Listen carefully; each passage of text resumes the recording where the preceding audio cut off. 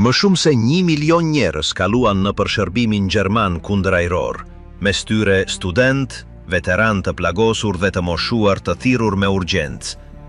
Topat flak, nga 88 deri te pjesë të kalibrit më të madh, u instaluan në sheshe, oborre, fabrika dhe kulla betoni. Të gjithë ndanin të njëjtin dënim, të bëheshin shënjestra të fiksuara të ofensivës ajrore. Në Hamburg, gjatë operacionit Gomora, bateri të tëra u shkatëruan në pak minuta nga ngarkesat ndezëse. Në Ruhr, në 1943, shumica e ekuipazheve u shkatërua nën valët e bombarduesve të rëndë. Në Berlin, kullat kundërajrore përfunduan të mbushura me kufoma, me trupa të blokuar mes korridoreve të shembura. Pak prej atyre që u kthyen e bën këtë me gjymtime të dukshme ose me kujtime që nuk mundën kur t'i tregonin. Pse një armë e destinuar për të mbrojtur përfundoi duke shfarosur ata që e shërbenin.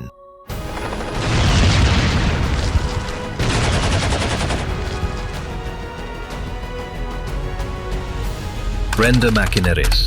Kështu funksiononte bisha kundërajrore e Reichut. Gjatë viteve të para të konfliktit, Gjermania vendosi një strukturë të fshehtë por efikase, e projektuar për t'ju përgjigjur kërcënimeve nga qielli. Një strukturë që nuk lëvizte në fushën e betejës si tanket dhe as nuk përparonte me çizmet e ushtarëve, por që qëndronte e palevizshme në vendin e saj, duke pritur me saktësi që armiku të afrohej. Këto sisteme kundërajrore, të njohura me shkurtimin e tyre flak, nuk ishin vetëm topa që drejtoheshin nga qielli, por një rrjet i organizuar me kujdes ku çdo pjesë, çdo operator dhe çdo sinjal luante një rol specifik që nuk linte vend për gabime. Në formën e tij më të dukshme, një flak ishte një top me kalibër të madh si 88 ose 105, i cili ngrihej në mes të një sheshi ose mbi një platformë fikse, gati për të qelduar. Megjithatë, ajo që nuk shihej me sy të lirë ishte sistemi që e mbante nga brenda. Këta top nuk funksiononin në mënyrë të izoluar dhe as nuk reagonin me instinkt. Çdo njeri prej tyre ishte pjesë e një baterie, e cila nga ana e saj ishte lidhur me një grup më të gjerë, e ndërlidhur me një zinxhir komandimi dhe kontrolli që shtrihej nga njësi të vogla deri në qendra rajonale, të gjitha të bashkuara nga një fluks i vazhdueshëm urdhërash, të dhënash dhe korrigjimesh. Në secilën prej këtyre baterive, organizimi bazohej në koordinimin mes operatorëve që punonin me mjete të specializuara për të matur distancën, lartësinë dhe shpejtësinë e objektivave. Përdoreshin aparate llogaritëse optike dhe më vonë sisteme radari si Würzburg, të cilat lejonin zbulimin e objektivave përpara se të ishin të dukshme. Këto të dhëna dërgoheshin në stacionet e komandës afer, ku përpunoheshin shpejt për të përcaktuar këndin e shkrepjes dhe momentin e sakt për të hapur zjarr. Pasi informacioni ishte gati, transmetohej në pozicionet e topave përmes linjave telefonike ose kablove direkte, pa pasur nevojë për radio. Puna brenda këtyre pozicioneve ishte konstante dhe e përpikt. Operatorët ndërroheshin gjatë ditës dhe natës duke kontrolluar instrumentet, duke verifikuar koordinatat dhe duke u siguruar që gjithçka ishte gati përpara se të binin alarmet. Çdo lëvizje përshtatej me ritmin e një makinerie njerëzore të sinkronizuar për të vepruar me sekonda diferencë. Urdhrat vinin nga qendrat e kontrollit që kishin një vizion më të gjerë të situatës ajrore dhe prej andej koordinoheshin përgjigje të përbashkëta midis disa baterive për të përqendruar zjarrin nëse ishte e nevojshme. Kjo mënyrë veprimi kërkonte jo vetëm disiplinë, por edhe një zinxhir hierarkik të mirë përcaktuar, ku çdo vendim kalonte nga një shkallë në tjetrën pa ndërprerje apo konfuzion. Elementet që përbënin këtë sistem nuk ishin vetëm në tokë të fortë. Disa sensor dhe pika vëzhgjimi instaloheshin në kulla të larta ose struktura të lëvizshme. Prenga ishte e mundur të ndiqej lëvizja e avionëve dhe të parashikoheshin trajektoret e tyre. Edhe pse topat ishin fytyra e dukshme e mbrojtjes, pas tyre punonin teknik, llogaritës, specialistë të komunikacionit dhe mbikëqyrës që nuk qëllonin drejt për drejt, por pa të cilet zjarri kundrejshor do të kishte qenë i padobishëm. Në tërësi, ata formonin një rjet që bashkonte elemente vizuale, mekanike dhe njerëzore në të njëjtën strukturë, që mund të përshtatej me rajone të ndryshme të vendit ose të frontit. Mënyra se si shpërndaheshin baterit i përgjigjej gjithashtu kritereve taktike dhe strategjike. Disa vendoseshin rreth qyteteve kyçe si pika fikse të destinuara për të mbrojtur qendra industriale ose stacione hekurudhore. Të tjera lëviznin brenda frontit toksor, duke u pozicionuar pas linjave kryesore për të ofruar një mbulim më të gjerë kundër sulmeve ajrore të papritura. Çdo grupim organizohej në unaza koncentrike ose formacione të shkallëzuara, ku topat e ndryshëm nuk vepronin në mënyrë të izoluar, por si pjesë e një mbrojtjeje të kryqëzuar që maksimizonte mundësitë e goditjes. Me kalimin e viteve, midis 1939 dhe 1945, kjo rjet u transformua për t'ju përgjigjur sfidave të reja. Futja e radarëve lejoi veprimin edhe në kushte të shikueshmërisë së ulët, ndërsa sistemet e llogaritjes u përmirësuan për t'u përshtatur me shenjestra më të shpejta dhe në formacion. Gjithashtu u forcuan qendrat e kontrollit, të cilat kalluan nga të qenit thjesht pika vëzhgjimi në nyje të vërteta komande, me operator të shumt që punonin njëkohësisht, duke marrë të dhëna nga burime të ndryshme dhe duke koordinuar përgjigjet në kohë reale. Pavarësisht ndryshimeve teknike, logjika e brendshme e sistemit mbeti e paprekur. Flaku nuk varej nga heroizmi individual, por nga një strukturë ku gjithçka ishte caktuar paraprakisht dhe ku efikasiteti zvendësonte improvizimin. Kjo logjik shtrihej gjithashtu në brendësi të çdo ekipi, ku turnet e vëzhgjimit, mirëmbajtja e instrumenteve, pastrimi i topave dhe azhurnimi i koordinatave bëheshin sipas rutinave fikse. Nuk kishte vend për spontanitet, sepse vetëm një gabim mund të nënkuptonte që objektivi të shpëtonte, ose dhe më keq, që zjarri të drejtohej në vendin e gabuar. Një nga qelzat e funksionimit të brendshëm ishte ekuilibri midis autonomisë lokale dhe kontrollit qendror. Njësit më të vogla mund të përgjigjeshin vetën ndaj kërcënimeve të zbuduara në distancë të shkurtër, por në përgjithësi, vendimet e rëndësishme merreshin në një nivel më të lartë, nga ku koordinohej përdorimi i armatimit në varësi të llojit të kërcënimit, trajektores së tij dhe zonës që synohej të mbrohej. Kjo mënyrë veprimi kërkonte një komunikim të përhershëm në të cilin linja telefonike ishin më të rëndësishme se radiot, sepse ofronin një transmetim më të qëndrueshëm dhe të sigurt. Kur një bateri mbetej e izoluar, ajo duhej të kufizohej të vepronte vetë me më pak saktësi dhe rrezik më të madh gabimi. Rrjeti kundërajror nuk përbëhej vetëm nga topa të kalibrit të madh, por edhe nga një shumëllojshmëri armësh ndihmëse që kryenin funksione specifike brenda tërësisë. Në disa zona u installuan pjesë më të vogla, të cilat vepronin si plotësues të topave kryesor. Këto armë, megjithse nuk mund të arrinin lartësi të mëdha, ishin të dobishme për të mbrojtur krahët dhe për të mbuluar hapësirat e vdekura që mbeteshin midis një baterie dhe tjetrës. Prania e tyre nuk kufizohej në front, pasi ato përdoren edhe për të mbrojtur instalimet e ndjeshme si magazina, qendra transporti ose stacione furnizimi. Krahas këtyre topave funksiononin sisteme manuale ndjekjeje, që kërkonin një koordinim pothuajse automatik midis operatorëve. Nuk ishte vend për gabime kur bëhej fjalë për rregullimin e shënjestrave, llogaritjen e trajektores ose parashikimin e lartësisë që do të arrinte objektivi në sekondën e ardhshme. Çdo e dhënë duhej të përditësohej vazhdimisht, dhe devijimi minimal mund të çaktivizonte të gjithë përpjekjen. Për këtë arsye, përgjegjësit e telemetrave, aparateve të parashikimit ose ndjekjes së objektivave, qëndronin të përqendruar për orë të tëra, pa i hequr syt nga instrumentet e tyre. Çdo lëvizje ishte pjesë e një cikli që përsëritej mijëra herë me precizion milimetrik, megjithse rezultatet ishin të pamundura për t'u parashikuar. Në shumë sektor, komunikimi midis elementeve të ndryshme të rrjetit realizohej me anë të shtyllave të sinjalizimit, hartave të koduara dhe pajisjeve telefonike të mbrojtura kundër ndërhyrjeve.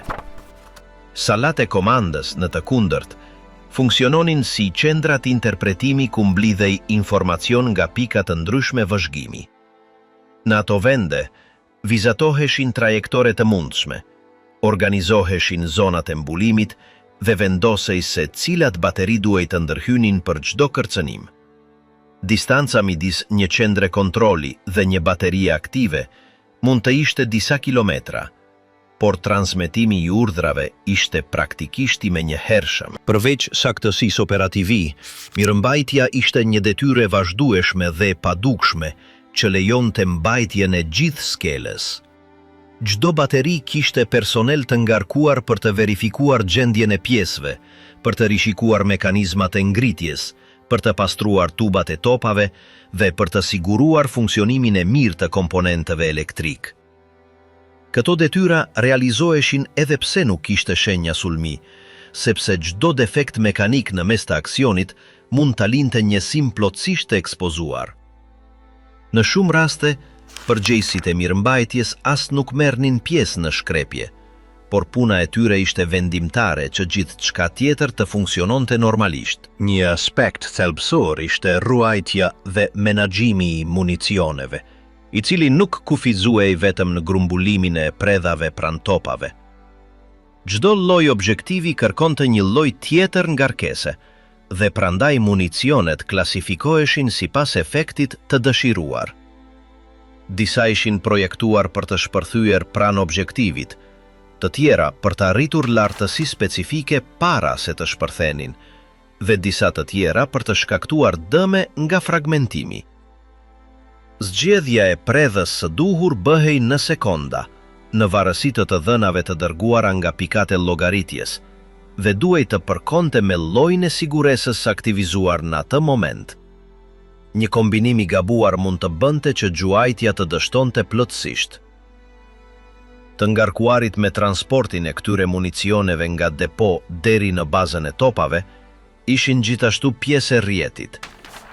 Ata përdornin karroca, vinca ose rripa, lëvizës sipas terrenit, dhe duhej të ruanin një ritëm të vazhdueshëm që të mos ndërhynte në shkallën e zjarrit. Ky proces komplikoi në kushte të pafavorshme, si në terrene me balt ose gjatë natës, por nuk mund të ndërpritej. Edhe kur nuk gjuhej, municionet duhej të ishin të përgatitura, të kontrolluara dhe të grumbulluara duke ndjekur një rend eksakt, me etiketa të qarta dhe në pozicione të sigurta. E gjithë kjo ishte pjesë e një logjistike të brendshme që nuk shihej nga jashtë, por që ishte thelbësore për funksionimin real të sistemit. Ndërveprimi midis njerëzve dhe pajisjeve mekanike ishte aq i integruar sa që ishte e vështirë të ndajej një gjë nga tjetra. Instrumentet nuk mund të funksiononin pa ndërhyrje direkte dhe operatorët nuk mund të merrnin vendime pa ndihmën e makinave. Kjo simbiozë ishte një nga tiparet më karakteristike të sistemit flak, i cili nuk mbështetej në intuicionin individual, por në një sër procesesh ku informacioni rrithte vazhdimisht në një drejtim të vetëm, drejt momentit të gjuajtjes. Gjithçka rrotullohej rreth atij çasti, i cili zgjaste një fraksion sekonde, por që nënkuptonte veprimin e përbashkët të 10 personave të shpërndar në funksione të ndryshme. Një pjesë tjetër thelbësore e sistemit ishte standardizimi i procedurave. Nuk kishte rëndësi nëse një bateri ishte në periferi të një qyteti apo në një zonë malore të frontit lindor. Udhëzimet, diagramet, llogaritjet dhe metodat ishin identike. Kjo lejonte që çdo antari një njësie të mund të transferohej në një tjetër pa pasur nevojë të rimsonte funksionin e tij.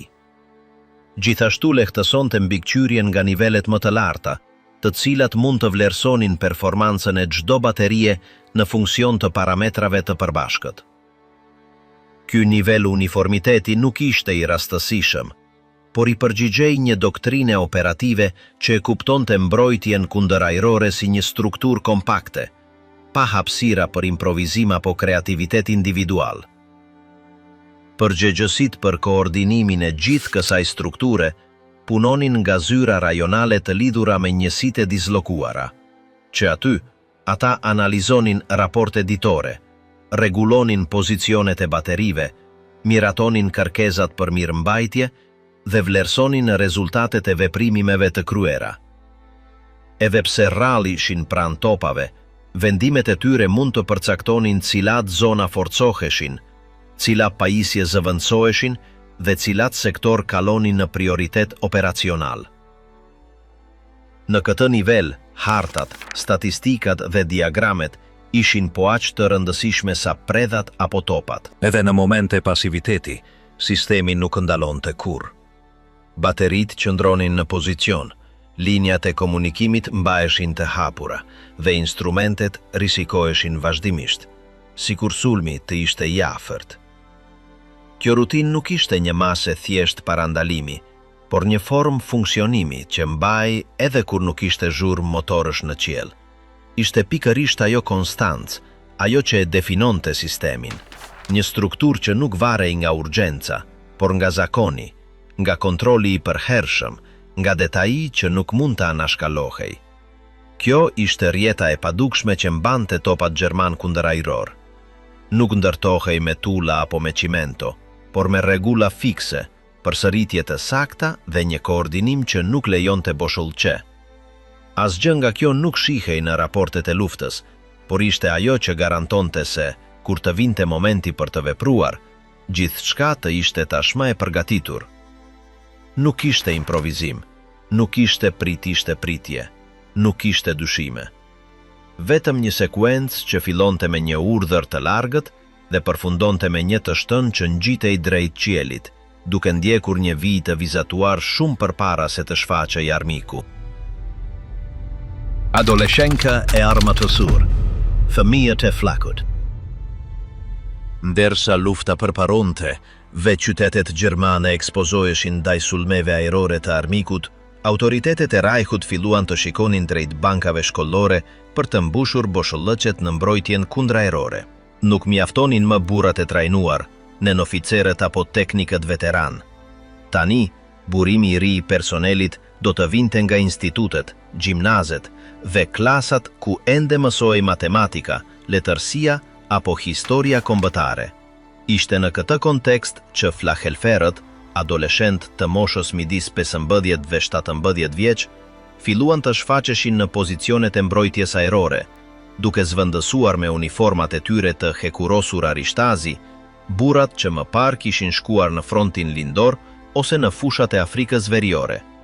Shumë prej tyre ishin student të sistemit shkollor kombëtar dhe të tjerë vinin nga rinia hitleriane, prandaj ishin tashmë të përfshirë në ideologjinë zyrtare, megjithse deri në atë moment vetëm në mënyrë simbolike.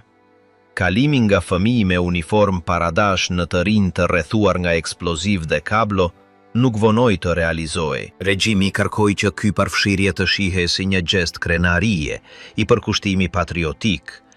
Në murale shkollore pikturoheshin skena me djem që ngrinin dylbi pranë oficerëve, shpërndaheshin broshura që tregonin të rinj duke operuar projektor, kërkimi ose duke ndjekur rrugën e bombarduesve armik, dhe organizoheshin bizeda ku lëvdohej figura e ushtarit të ri të moshës së re, i dobishëm nga prapavia. Në shumë shkollora drejtorët udhëzoheshin të transmetonin se ky ishte hapi tjetër logjik në angazhimin ndaj atë dheut. Kështu ajo që filloi si një thirrje vullnetare, përfundoi duke u kthyer në një rutinë të imponuar. Familjet merrnin njoftime që tregonin se fëmijët e tyre do të caktoheshin në pozicione të artillerisë kundërajrore, dhe nxënësit transferoheshin nga qytetet e tyre në kampet ku stërviteshin trupat. Shumë prindër nuk guxonin të protestonin, dhe ata që e bënin merrnin një përgjigje të thatë. Ishte për të mirën e Reichut. Pës ju përfshin, të rinjt dërgoheshin në qendra trajnimi të shpejt, ku në disa javë duhej të mësonin bazat e përdorimit të pajisive, rregullat e sigurisë, sinjalet zanore dhe procedurat e emergjencës. Nuk ishte një stërvitje e plot si ajo e një ushtari të rritur, por një përgatitje minimale që i mundson të djaloshit të kryente detyra dytësore, megjithse shpesh herë kjo nënkupton të gjithashtu përballjen me zjarrin e drejt për drejt. Atyre u mësoi të llogarisnin distancat, të përdornin instrumentet e vëzhgjimit, të bashkëpunonin në proceset e ngarkimit të municioneve dhe të punonin në sinkron me pjesën tjetër të njësisë. Megjithse teorikisht ishin atje për detyra mbështetëse, shpejt u bë e qartë se oficerët nuk hezituan të caktonin funksione më të rrezikshme nëse situata e kërkonte. Me të mbërritur në bateri, të rinjt priteshin nga ekipe tashmë të konsoliduara. Veteranët shpesh i vëzhgonin me një përzierje mosbesimi dhe dorëzimi. Nuk mungonin komentet sarkastike për sa të vegjël ishin rekrutët e rinj, as shikimet kritike kur ndonjëri prej tyre bënte gabime nga mungesa e përvojës. Megjithatë, me kalimin e ditëve dhe përballë vazhdimësisë së bombardimeve, këta të njëjtë adoleshent filluan të dëshmonin se ishin të aftë të ndiqnin urdhra, të përballonin tensionet e betejës dhe të merrnin përgjegjësi gjithnjë më komplekse. Disa oficerë më të kuptueshëm përpiqeshin t'i udhëzonin pa i trajtuar me ashpërsi, duke ditur se shumë prej tyre as nuk ishin përfunduar shkollën e mesme. Të tjerët, në të kundërt, nuk shfaqnin durim dhe aplikonin të njëjtën disiplinë si ndaj të rriturve, sikur ata djem të kishin kaluar një vijë të padukshme duke veshur një uniform gri gjelbër. Goditja e pare vërtet për shumë flakhelfer vinte gjatë natës, kur alarmet ajrore ndërprisnin pushimin, dhe ata duhej të vraponin drejt pozicioneve të tyre në mes të zhurmës së sirenave.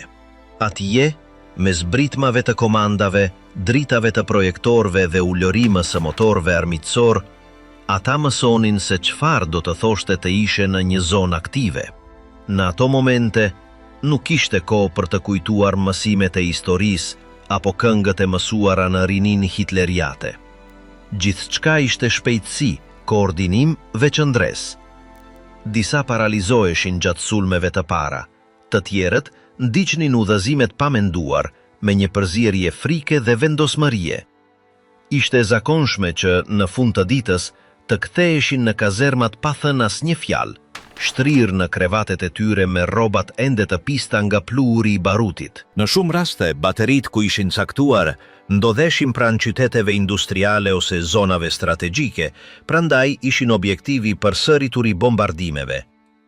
Ndonse në raportet zyrtare flakhelferet përmendeshin si shembull i rinisë së re luftarake, brenda objekteve ushtarake dihej se këta djem ishin të brisht dhe se viktimat nuk do të vononin. Komandantet e grupeve ishin të detyruar të njoftonin familjet kur njëri prej tyre binte gjatë një sulmi. Letrat zyrtare përdornin një gjuhë të matur dhe ceremoniale, por nuk mund të fshinin realitetin. Djem që javë më parë luanin futboll shkollor, tani shtrieshin mes rënojave të një platforme të shkatëruar. Në disa qytete, filluan të bëheshin funeral të vegjël me flamuj që mbulonin arkivolet, ku shokët formonin rreshta me kraun lart, ndërsa mësuesit merrnin pjesë në heshtje, pa e ditur nëse javën tjetër do të duhej të shkonin në një tjetër varrim. Normalizimi progresiv i pranisë rinore në postet e flakut reflektohej edhe në rutinën ditore. Adoleshentët jo vetëm që jetonin në të njëjtat kazerma si ushtarët e rritur, por ndanin ushqimet, turnet e vrojtimit dhe detyrat e mirëmbajtjes. Me kalimin e muajve, shumë prej tyre adoptuan zakonet e më të mvenjve, mësuan zhargonin ushtarak dhe u mësuan me zhurmën e vazhdueshme të mjedisit. Më të shkathëtit ngriheshin në poste kontrolli ose caktoheshin si ndihmës oficerësh, ndërsa të tjerët qëndronin në funksione më bazike, si pastrimi i komponentve, kontrolli i kohës së ringarkimit ose transmetimi i urdhrave midis seksioneve.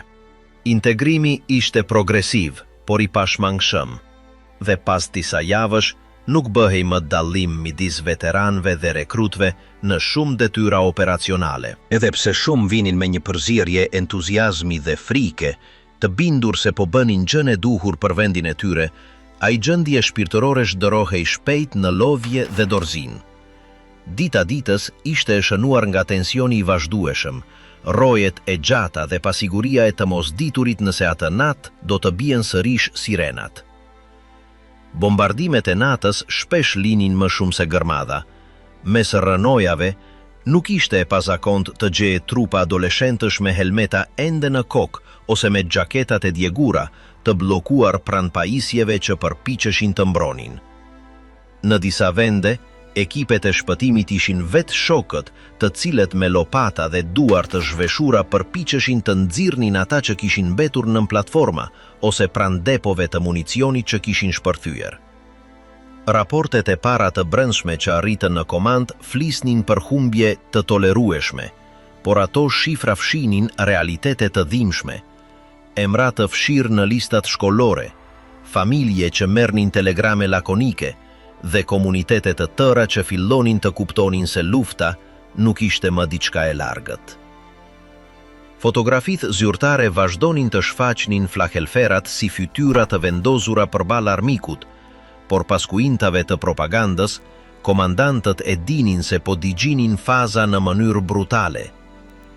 Disa batalione përpiqeshin t'i rrotullonin të rinjt më shpesh që të pushonin ose të ktheheshin për disa ditë në qytetet e tyre, por të tjerët nuk kishin këtë mundësi dhe thjesht i mbanin në shërbim të vazhdueshëm, pa ndërprerje apo zëvendësime. Brenda kazermave, përpjekjet për të ruajtur një farë normaliteti përfshinin orë mësimi të improvizuara, leximet në grup dhe madje edhe lojra me letra, megjithse asgjë nuk mund të fshihte faktin se ata po jetonin si të rritur në një mjedis që nuk u takonte.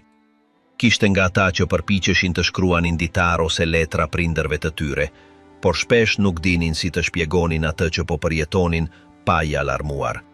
Në më shumë se një rast, bikqyrësit i leconin ato letra para se të dërgoheshin dhe kërkonin që të ndryshoheshin ose direkt i shkatërronin.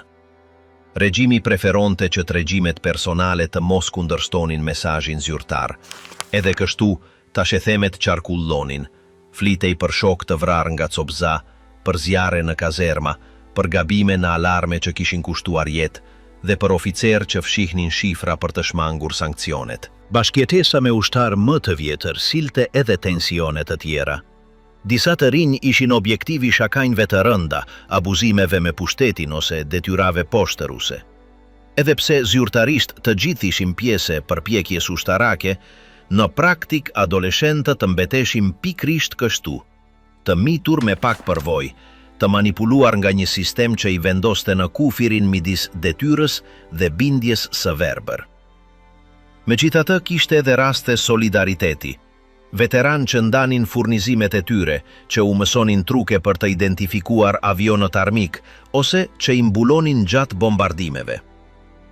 Kjo ambivalencë ishte pjesë e jetës së përditshme, dhe me kalimin e kohës, më të rinjt filluan të imitonin gjestet e të rriturve, të përdornin të njëjtin ton zëri, ta shpërsonin shprejet dhe të mësoheshin me zërin e shpërthimeve si kur të ishte pjesë e peizazhit. Gjë nga aspektet më delikate ishte ndikimi i psikologjik, megjithse në atë moment askush nuk e quante kështu. Disa djem filluan të vuanin nga pagjumësia, tronditeshin nga çdo zhurmë fort, ose shfaqeshin të munguar gjatë bisedave. Të tjerët reagonin me sulme zemrimi, mosbindjeje ose izolimi total. Përgjegjësitë e çdo njësie merrnin udhëzime për të mbajtur disiplinën me çdo kusht dhe rrallëherë pranohej që një nga djemt kishte nevojë për pushim ose trajtim. Vetëm kur sjellja bëhej e pakontrollueshme, vazhdoi me transferimin e tij. Megjithse kjo mund të nënkuptonte reprezalje, raporte negative ose madje akuza për frikë. Për shumë, ishte më e lehtë të heshtnin, të vazhdonin sikur asgjë të mos ndofte, dhe të shpresonin që alarmi i radhës të mos ishte i fundit. Me kalimin e muajve, filluan të arrinin grupe të reja adoleshentësh në postet flak. Ata që kishin më shumë kohë shërbenin si tutor të improvizuar, duke shpjeguar atë që manualet nuk e thoshin, si të reagonin nëse oficeri përgjegjës binte, si të vepronin nëse kablot shkatëroheshin nga një shpërthim, si të identifikonin nëse një bombë ndezese kishte mbetur aktive midis pajisjeve.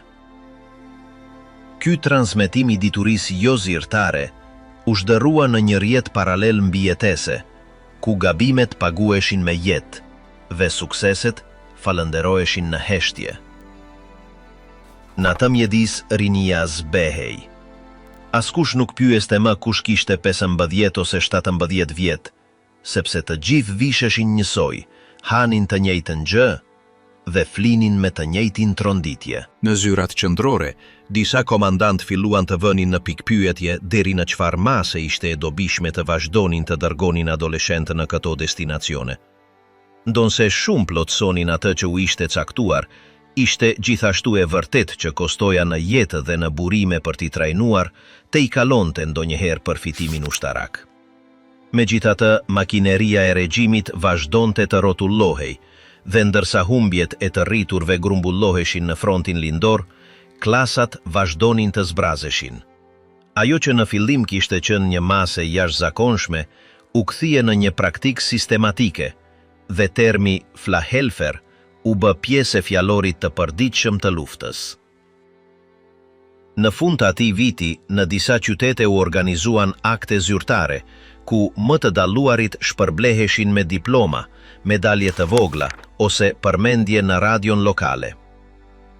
Ata shfaqeshin si shembuj të brezit të ri gjerman, të fort, besnik dhe të gatshëm të jepnin gjithçka për kombin e tyre.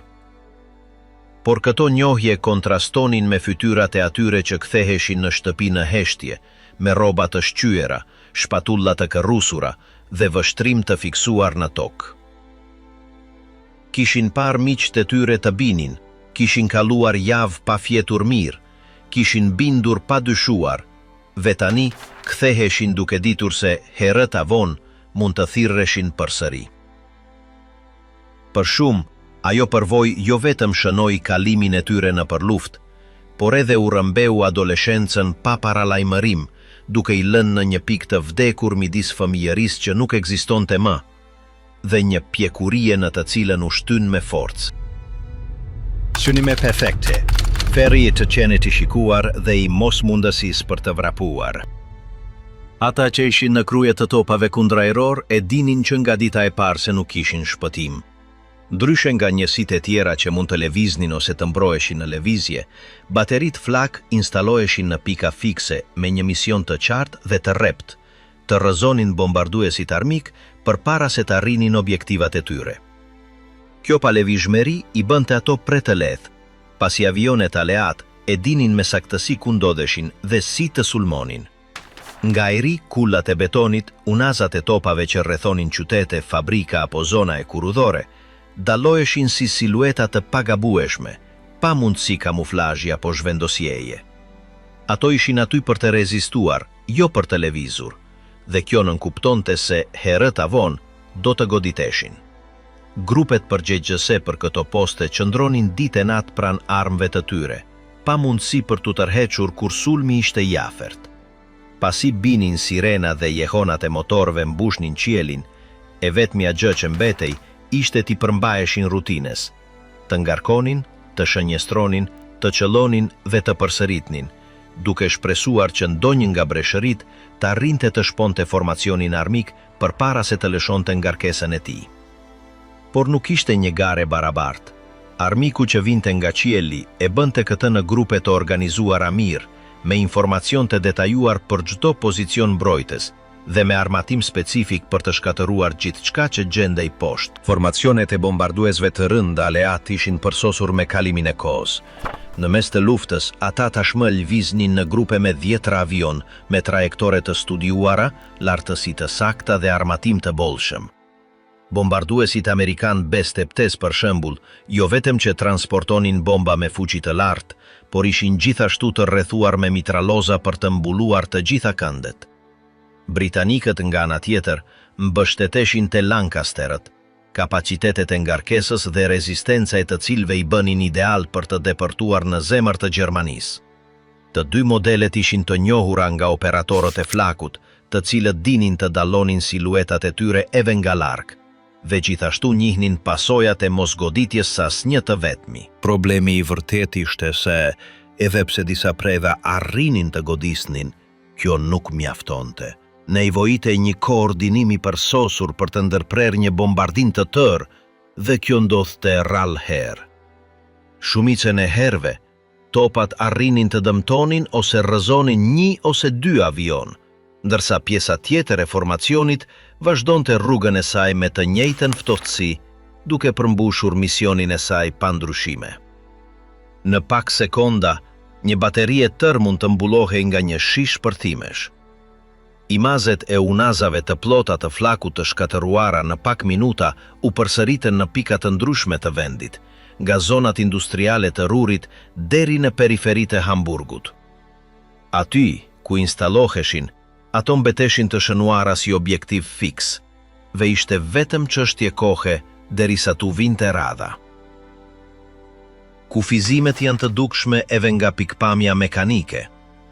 Çdo bateri kishte një rrezë veprimi të caktuar që nuk mund të ndryshonte, me kënde fikse që detyronin ripozicionimin e gjithë sistemit sa herë që lëviznin avionet. Rikarikimi gjithashtu kishte kohët e veta dhe nuk mund të shpejtohej pa kompromentuar stabilitetin e goditjes. Mungesa e lëvishmërisë shndërronte çdo operacion në një garë kundër kohës. Nëse artilierët nuk arrinin një përgjigje efektive në sekondat e para, ata humbisnin çdo mundësi për të ndryshuar rezultatin. Nuk kishte vend për gabime apo korrigjime. Gjithçka varet nga veprimi me saktësi që nga goditja e parë. Raportet e kohës tregonin se palëvishmëria nuk ishte problemi I vetëm. Mbrojtjet nuk mund të mbulonin të gjitha këndet në të njëjtën kohë, dhe sulmet e armikut e dinin këtë. Në shumë raste, ndërsa një bateri përqendrohej në një grup avionësh që vinte nga perëndimi, një kontingjent tjetër shfaqej nga jugu, duke shkarkuar eksploziv pa rezistencë. Kjo, që nueshmëri nga mbi ngarkesa, u bë gjithnjë më e zakonshme, ndërsa aleatët përsosnin rrugët e tyre të hyrjes, duke kërkuar zona dobësie mes unazave mbrojtëse gjermane. Edhe pse u bën përpjekje për ndryshime në shpërndarjen e pjesëve dhe në formimin e zonave të zjarit të kryqëzuar, kufit fizik mbetën të njëjtë. Çdo armë ishte aty ku ishte, dhe nuk mund të lëvizte kur ndryshonin kushtet. Në fush, artilierët mësuan shpejt se të qëndroje në postet e tyre gjatë një bombardimi ishte një dënim. Disa arrinin të strehoheshin nën platforma, ose mes mbetjeve të betonit, por shumë të tjerë nuk arrinin të lëviznin. Shpërthimet binin aq afër sa, në disa epizode të dokumentuara, trupat gjendeshin me kufje në vesh dhe duar ende mbi kontrolle. Sekuenca ishte brutale dhe pa ndërprerje. Në momentin kur identifikohej pozicioni I flakut, avionët caktonin një pjesë të ngarkesës ekskluzivisht për atë zonë. Ajo që ndodhte më pas ishte një kombinim I saktësisë dhe fuqisë I pamundur për t'u përmbajtur nga toka. Një nga taktikat më shkatërruese që filloi të përdorej në mënyrë intensive, ishte lëshimi I koordinuar I bombave ndezëse dhe të fragmentimit. Ndërsa disa bomba shpërthenin duke krijuar kratere dhe duke shkatëruar struktura, të tjera binin me qëllim të vetëm për të ndezur zjarr mbi atë që kishte mbetur në këmbë. Predhat e ngarkuara me napalm ngjiteshin në trupa, në mbetjet e armatimit, në automjetet ndihmëse dhe e bënin të pamundur çdo përpjekje për përgjigje apo shpëtim. Në mes të flakëve, municionet e ruajtura fillonin të shpërthenin, duke gjeneruar një zinxhir shpërthimesh që përfundonin duke e shpërbër vendin. Në më shumë se një rast, një rafale e thjesht, e lëshuar mirë nga ajri, bënte që I gjithë sistemi flak të bëhej I papërdorshëm në më pak se 5 minuta. Rrëfimet më të vrashta vinin nga ata që arrinin të mbijetonin një sulm të drejtë për drejtë. Nuk bëhej fjalë vetëm për plagët, por edhe për kaosin e menjëhershëm që pasonte pas goditjes. Në sekondat pas bombardimit, nuk kishte urdhra të qartë dhe as kohë për t'u rigrupuar. Dhe britmat mes rënojave ishin e vetmja shenjë se ende kishte dikush gjallë. Linja telefonike ishin ndërprer, postet e komandës të improvizuara ishin kthyer në gërmada, dhe të paktët që mund të lëviznin, detyroheshin të kërkonin mes plurit mbetjet e shokëve të tyre, ose fragmentet e ripërdoshme të ndonjë topi që nuk ishte shkatëruar plotësisht. Ishte e zakonshme që zonat të mbulohen nga një përzierje trashtymi, grimkash të djegura dhe erë materialesh të djegura. Ata që arrinin të zvariteshin jashtë e dinin se një sun tjetër mund të vinte brenda pak minutash dhe se skuadrilja tjetër doshta nuk do të falte atë që e mëpashmja kishte lënë në këmbë. Në ato kushte, ideja e rezistencës nuk mbaje dhe shumë nga mbrojtjet binin pa arritur të gjuajnë më shumë se një palë herë. Shifrat e brendshme, edhe pse të fshehura nga publiku, tregonin një realitet që përsëritej në fronte të ndryshme. Pozicionet fikse të flakut po shkatëroheshin më shpejt se sa mund të zvendësoheshin. Koncentrimi i zgjarrit mbi çdo pozicion nuk ishte më i rastësishëm apo i shpërndarë. Me kalimin e muajve, aleatët kishin grumbulluar harta të detajuara, fotografi ajrore dhe regjistrime të vazhdueshme të të gjitha zonave të njohura të zgjarit. Sa herë që ngrihej një bateri e re, ekzistonte tashmë një plan për neutralizimin e saj. Kjo rëndohej kur të njëjtat rrugë përdoren më shumë se një herë, sepse mbrojtjet nuk mund të rrotulloheshin, ndërsa bombarduesit mund të ndryshonin skemat e tyre sipas rastit. Kjo fleksibilitet ajror binte ndesh brutalisht me ngurtësinë e atyre që duhej të qëndronin në tokë, duke pritur që bombardimi i radhës t'i gjente njësoj si ai i mëparshmi. Një nga burimet më të rrezikshme të prezantuara nga aleatët ishte përdorimi i bombave thërmuese të dizajnuara posaçërisht për të eliminuar personelin dhe pajisjet e lehta. Këto nuk synonin të shkatëronin ndërtesa apo struktura të mëdha, por të shpërdanin eksploziv të vegjël mbi një sipërfaqe të gjerë, duke bërë të pamundur gjetjen e strehimit. Një kalimi vetëm mund të mbulonte qindra metra me objekte që shpërthenin në kontaktin më të vogël dhe nxirrnin jashtë veprimit jo vetëm artiljerët, por edhe përgjegjësit për furnizimet, transmetimet apo ndihmën e parë. Në shumë raste, ata që arrinin të shpëtonin pa lëndime mbeteshin të blokuar në mes të një fushe të minuar nga fragmente aktive, pa ditur në çfarë drejtimi të lëviznin. Ndërsa sulmet intensifikoheshin, disa zona u përpoqën të forconin mbulimin me shtresa shtesë betoni, struktura kundër shpërthimit ose rjeta metalike për të devijuar fragmentet. Por këto zgjidhje ishin të pjeshme dhe nuk shërbenin kundër zjarrit të kombinuar. Një bombardim i koordinuar me lloje të ndryshme ngarkesash të lëshuara në sekuencë mund të kalonte çdo pengesë. Shpërthimet mbivendoseshin duke shpërthyer catit, më pas mbështetësit, pastaj muret, derisa nuk mbetej më asgjë, vetëse një krater i timosur ku më parë kishte qenë një pozicion mbrojtës.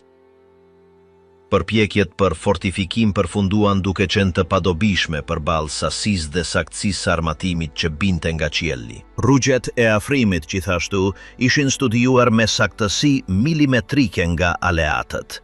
Ata shmangnin zonat me përqendrim më të lartë të mbrojtës, hynin nga kënde të papritura ose kryenin fluturime nate për të reduktuar aftësinë e reagjimit. Kjo i detyronte artiljerët të qëndronin në gjendje alarmi të vazhdueshëm, pa ditur nga do të vinte grupi tjetër.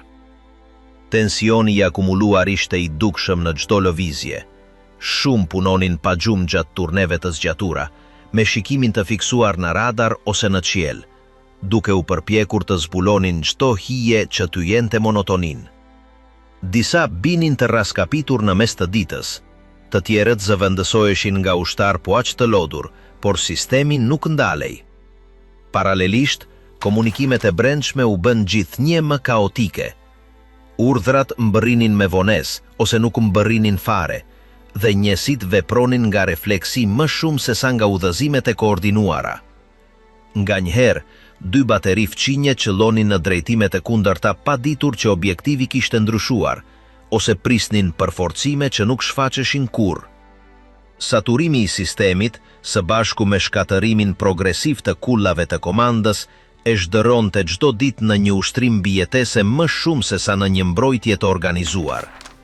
Ishte një luftë statike kundër një force ajrore që nuk pushonte së përmirësuari saktësinë dhe vdekshmërinë e saj. Kujtimet e mbledhura pas konfliktit tregojnë se shumë prej atyre që kaluan nëpër një pozicion flak nuk folën më për këtë. Disa thjesht nuk e duronin dot, të tjerët ndiheshin të shënuar nga kujtimi i të qenit.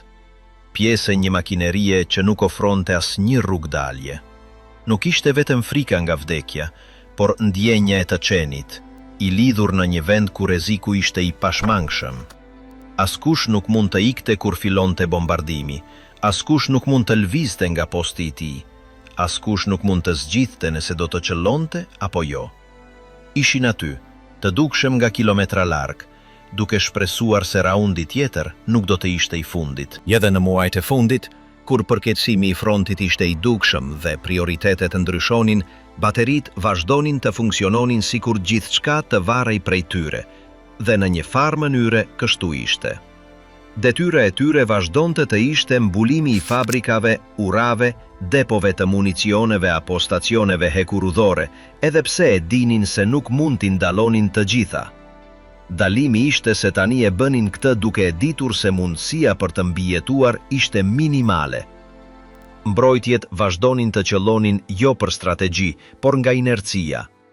Urdhrat vazhdonin të vinin edhe pse nuk kishin më kuptim. Vetopat vazhdonin të rrotulloheshin drejt qyelit, edhe pse askush nuk priste që të ishin të mjaftueshëm. Heshtja që mbetej pas një sulmi ishte më e fortë se zhurma që e paraprinte.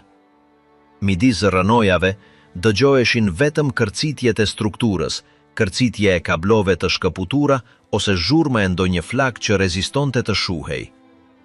Të paktët që kishin mbetur në këmbë nuk flisnin. Ecnin midis trupave, kontrollonin rënojat, shtynin me duar atë që më parë ishin pjesë funksionale. Pastaj vinin kamionët për të mbledhur atë që mund të shfrytëzohej. Zëvendësimet vinin pa bërë pyetje. Vecikli fillonte sërish, gjithmonë në të njëjtin vend, gjithmonë me të njëjtin rezultat. Bomba me emër të përveçëm, ditët që zhdukën regjimente të tërë. Operacionet e mëdha të bombardimeve aleate, me emra aq të mirë zgjedhur sa dhe shkatërues, jo vetëm që shkatëruan qytete të tëra dhe vran mijëra civil, por gjithashtu i kthyen pozicionet flak në kurthe të vërteta vdekjeje. Kur u aktivizua alarmi në Hamburg në mes të 1943, nuk ishte hera e parë që operatorët e topave kundërajror përgatiteshin për të qelluar, por askush nuk e imagjinonte se ajo fushat do të ishte ndryshe nga të gjitha të mëparshmet. Emri me të cilin e pagzuan britanikët, Operacioni Gomora, nuk ishte rastësor. Për disa ditë rresht, skuadrat e bombarduesve u kthyen vazhdimisht mbi të njëjtin qytet, duke shkatëruar zona të plota dhe duke u kthyer pikërisht kur dukej se kishte mbaruar. Baterit kundërajrore të vendosura në porçati obore industriale dhe zona të hapura, u varrosën fjalë për fjalë, së bashku me burrat që i operonin, të bllokuar mes valve shpërtyese, shirave të copave dhe zjarreve që përhapeshin pa kontroll. Në shumë sektor, pozicionet flak ndaluan së qelluari jo për shkak të mungesës së municioneve, por sepse nuk kishte më asnjë të gjallë për të ngarkuar copat. Ndërsa qejt mbusheshin me një shkëlqim të vazhdueshëm që arrinte edhe në periferi, humbjet midis ekipeve, flak, numëroheshin me dhjetra në çdo sektor. Nuk ishin vetëm goditje direkte ato që i fundosnin, por nxehtësia, timi dhe shembje e strukturave ku ishin instaluar. Në rrëfime që mbijetuan, përshkruhet se si disa njësi mbeten plotësisht të varrosura nën male tullash, xhami dhe mbetjesh metalike para se të kishin kohë të reagonin. Ekipe të tjera, të vendosura në zona më të hapura, u goditen nga fragmente bombash të lëshuara nga lartësi mbi 6.000 metra, pa mundur të shihnin as avionin që i kishte dënuar. Mbrojtja kundërajrore në Hamburg ishte aq e kotë sa dhe e kushtueshme. Në shumë sektor, artilleria nuk arriti të ndalonte avancimin e bombarduesve, dhe ata që qëllonin nga toka e dinin se nuk po shpëtonin qytetin, por po përpiqeshin të vdisnin me dinjitet. I njëjti model u përshërit muaj më vonë mbi Berlin, kur e ashtu uajtura operacioni Thunderclap synonte të detyronte një dorëzim të parakoshëm përmes terrorit ajror. Komanda Flak në Berlin kishte një nga rjetet më të dendura dhe më të organizuara në të gjithë Gjermanin, me kulla kundërajrore të përforcuara, topa të rënd në unazat e jashtme dhe një koordinim të centralizuar. Por asgjë nga kjo nuk shërbeu kur sulmet ndodhen njëkohësisht nga pikat të ndryshme dhe në lartësi të ndryshme. Formacionet aleate vinin nga veriu, kalonin mbi qendrën e qytetit dhe dilnin nga jugu, ndërsa grupet e reja hynin nga perëndimi. Operatorët Flak ishin të ngopur, pa aftësi për të ndjekur të gjitha shënjestrat apo për të mbajtur një zjarr të vazhdueshëm në të gjitha drejtimet. Komunikimet ndërmjet kullave dhe postave ndërmjetëse dështonin shpesh për shkak të ndërprerjeve të energjisë, dhe tymi i zjarreve pengonte shikimin e qartë të formacioneve armike. Në shumë seksione urbane, kullat Flak, që në teori ishin pothuajse të pashkatërueshme, pësuan goditje të drejt për drejta ose shembje të pjeshme.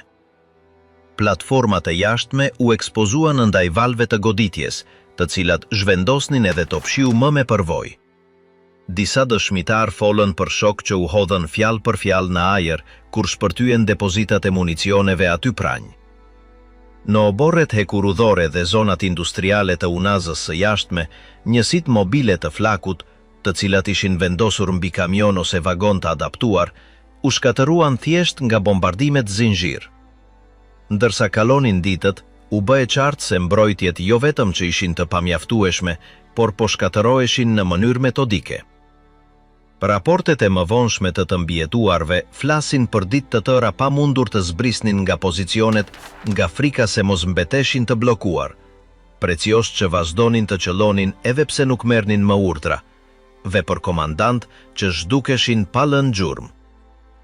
Në një nga zonat industriale më të goditura të Berlinit lindor, një grup të rinj që operonin një bateri të lehtë u gjetën disa ditë pas sulmeve, plotësisht të djegur, ende me duart mbi dorezat e topave. Por nëse fushatat ajrore mbi qytetet e mëdha ishin brutale, e ashtu zhuajtura Beteja e Rurit në 1943, përfaqësoi një dimenzion të ri për njësit Flak, sepse atje jo vetëm që duhej të përballeshin me bombardimin sistematik të qendrave industriale, por edhe me një presion të vazhdueshëm për javë të tëra.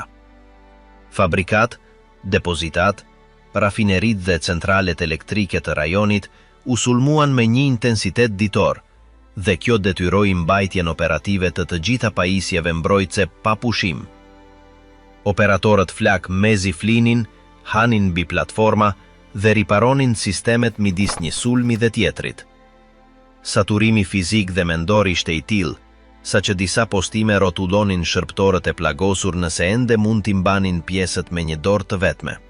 Ndryshe nga zonat e tjera, këtu nuk pati armë pushime apo pauza për t'u riorganizuar. Në qytete si Essen, Duisburg ose Bochum, ku komplekset metalurgjike ishin të rrethuara nga unaza baterish kundrajrore, sulmet ishin aq të përsëritura sa që tereni ndryshoi formë. Në disa raporte flitet për zona ku toka u fundos nga numri i shpërthimeve, dhe për llogore që nuk ishin më të dobishme sepse thjesht u zhdukën.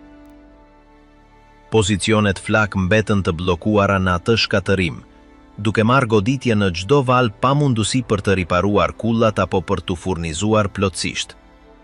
Në shumë nga ato zona, kur më në fund u dërguan për forcime, e vetmja gjë që gjetën ishin struktura që nxirrnin tym dhe pjesë të papërdorshme.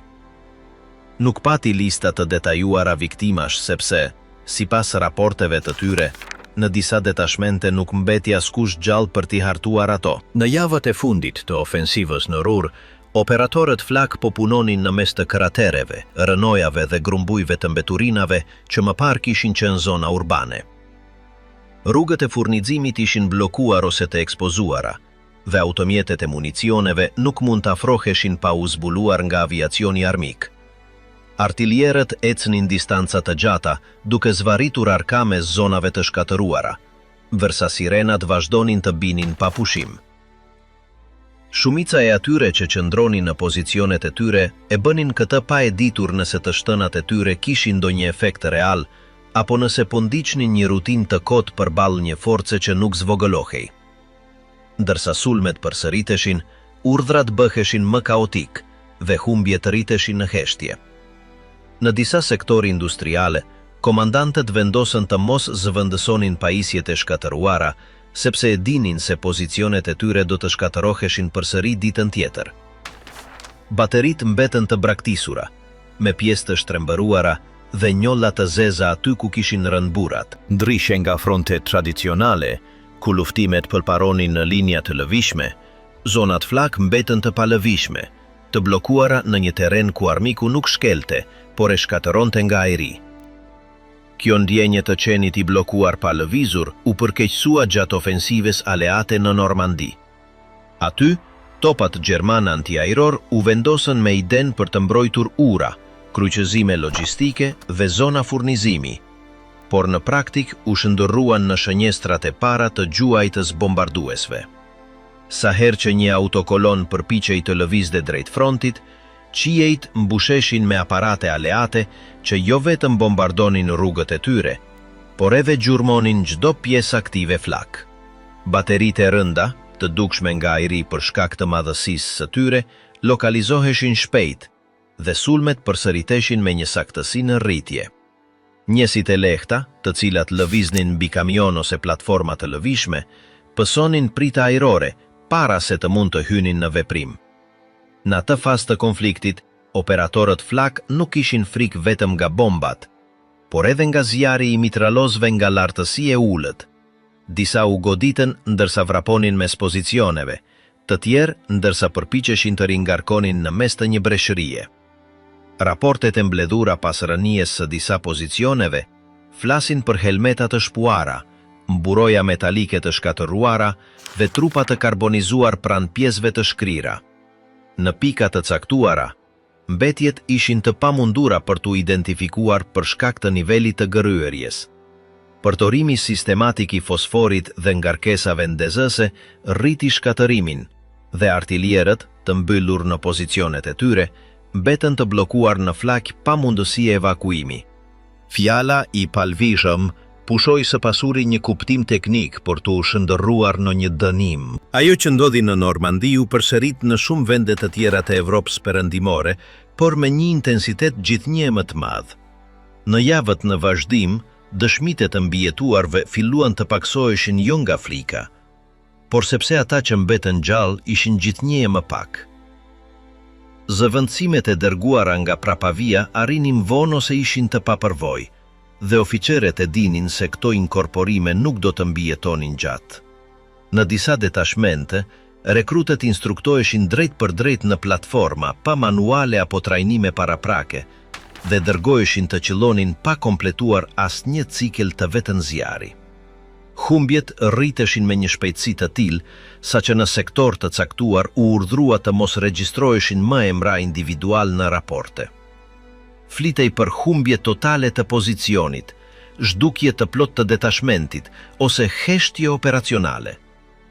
Gjuha teknike nuk shërbente më për të përshkruar atë që po ndodhte. Në veri të Francës, gjatë tërheqjes së përgjithshme drejt Rinit, disa batalione të plota të artillerisë kundërajrore u shfarosën pa marrë pjesë në betejë. Njësit u zbuluan nga aviacioni aleat ndërsa po lëviznin në rrugë rurale, dhe sulmet ajrore nuk lanë të mbijetuar. E vetmja gjë që u gjetë më vonë ishin grumbuj qeliku të përdredhur, uniforma të shpërbëra, kaska të karbonizuara dhe topa të ndarë në dy. Në një nga ato pika, një batalion i tërë u blokua në një hendek buz rrugës, pa dalje të mundshme, kur një grup luftarakësh lëshoi bomba fragmentimi. Asnjë nga trupat nuk u rikuperua. Armët që transportoheshin u braktisën dhe mbetjet njerëzore u mbuluan nga toka e lëvizur pas shpërthimeve. Nuk pati asnjë ceremoni apo raport të detajuar. U dërgua vetëm një shënim me titullin Batalioni neutralizuar gjatë zhvendosjes. Me kalimin e muajve, ndikimi i këtyre operacioneve u grumbullua në moralin e artilierëve të mbijetuar. Nuk flitej më për mbrojtjen e qyteteve apo ndërhyrjen ndaj formacioneve armike, por për të rezistuar në heshtje, për të gjuajtur kur ishte e mundur dhe për të pranuar se zjarri armik ishte më i shpejt, më i sakt dhe më i vazhdueshëm. Në shumë pozicione, burrat flinin të veshur, pa i hequr kaskat apo pa braktisur vendet. Pushimet midis sulmeve nuk ishin pushim, por përgatitje për tjetrin. Disa topa mbetën të ngulitur në një drejtim të vetëm, sepse operatorët nuk guxonin t'i lëviznin nga frika se mos ekspozoheshin. Në disa pika u gjetën predha të ruajtura gjysmë të varrosura, sepse askush nuk mund t'i ngarkonte më. Përpjekja për të mbajtur aktive këto pika mbrojtëse u shndërrua në një luftë shkatëruese të pamundur. Armët më të mëdha kërkonin mirëmbajtje ditore, por nuk ishte teknika apo vegla të disponueshme. Platformat gërryeshin nga lagështia, kablot e lidhjes këputeshin nga vibracionet dhe shumë nga sistemet e shënjestrimit u nxorën jashtë shërbimit. Megjithatë, disa vazhdonin të qëllonin verbërisht, duke llogaritur trajektoret me dorë, me fletë të lira, ose thjesht nga intuita. Urdhrat mbërrinin me orë vones, kur formacionet aleate tashmë kishin përfunduar rrugtimin e tyre. Ajo që dikur ishte një rjet i koordinuar mbrojtjeje, ishte shndërruar në një koleksion pikash të izoluara, të heshtura dhe të dënuara. Askush nuk priste për forcime, as evakuim, madje as njoje. Në fund, operacionet e emërtuara u bën simbole të shkatërimit total për ata që operonin flakun. Hamburgu u mbajt mend për zjarin që nuk shuhej, Berlini për kullat e thyera, Ruri për lodhjen pa pushim, dhe Normandia për dënimin nga qielli pa mundësi për gjigjeje. Për ata që mbijetuan, nëse dikush e bëri këtë, nuk mbeti as lavdia as regjistër. Vetëm siguria se të qëndrosh i palvishëm do të thoshte të vdisje, madje edhe pa gjuajtur. Gjuaj ose rëzohu, këthi vdekje prurës i flakut Gjerman. Në momentet kur qielli mbushej me avion armiq, burrat të pozicionuar në pikat e mbrojtjes kundërajrore nuk ishin asnjë shpëtim të mundshëm. Nëse bombarduesit arrinin të kalonin shtresat e zjarit dhe mbërrinin në zonën e tyre, nuk ishte tunele, kanale apo mure që të ofronin mbulim. Ata që operonin topat qëndronin të palevishëm në postet e tyre, pas një mundësi tjetër vetë se të vazhdonin të qëllonin, ndërsa toka dridhej në këmbët e tyre. Shpërtimet shkundnin strukturat dhe zhurma e fortë mbyte çdo sinjal tjetër. Asnjë prej tyre nuk ishte një strehim të caktuar, dhe edhe sikur ta kishin, distanca midis baterive dhe çdo lloj strehimi ishte e paarritshme kur fillonte stuhia. Në mes të sulmeve më intensive, pozicionet flak izoloheshin gjithnjë e më shumë, pa mundësi për të marrë përforcime apo informacione nga qendrat e komandës. Artiljerët, të blokuar mes zhurmës së motoreve dhe shiut të eksploziveve, detyroheshin të improvizonin pa ditur asa avion kishin mbetur në qiell. Urdhrat vononin të mbërrinin, ose thjesht nuk mbërrinin, dhe shumë bateri vazhdonin të qëllonin nga inercia, sikur zhurma e sfondit të ishte tashmë një sinjal i mjaftueshëm. Pa koordinim apo udhëheqje, shumica e të shtënave shkonin bosh, por askush nuk braktiste postin e tij. Nga lart, pilotet armiq identifikonin shpejt një bateri kundërajrore kur e lokalizonin. Nuk ishte e vështirë. Mjaftonte të zbulohej modeli i të shtënave, gjeometria e topave, timi në tokë, apo edhe lëvizja e kamioneve të municionit. Pasi identifikoheshin, ato pozicione ishin shënjestër prioritare. Në vend që t'i shmangnin ose t'i kalonin pa u ndalur, disa avion ulnin lartësinë dhe ktheheshin mbi to me ngadalësi, duke provokuar sikur ata që qëllonin nga poshtë. Ndonjëherë nuk lëshonin bomba, thjesht kalonin sipër, duke ditur se kjo ishte e mjaftueshme për të mbjellë kaos. Kjo lloj taljeje nga qielli u regjistrua nga më shumë se një operator radioje.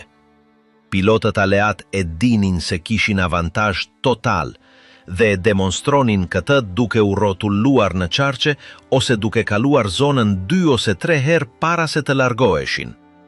Nuk ishte një gest teknik, ishte një mezazh, dhe e merrnin të gjithë. Urtrat ishin të qarta. Pozicionet nuk duheshin braktisur në asnjë rrethan. Eve kur sulmi kishte shkatëruar gjithçka përreth, kur nuk ishin mbetur më instrumente apo komunikime, burrat e fundit qëndronin të fortë, duke qelluar në errësirë ose duke pritur ndikimin e pashmangshëm. Nuk ekzistonte plan evakuimi. Trupat e mbrojtjes kundërajrore nuk ishin të organizuara për të lëvizur shpejt dhe as nuk ishin automjetet të tyre.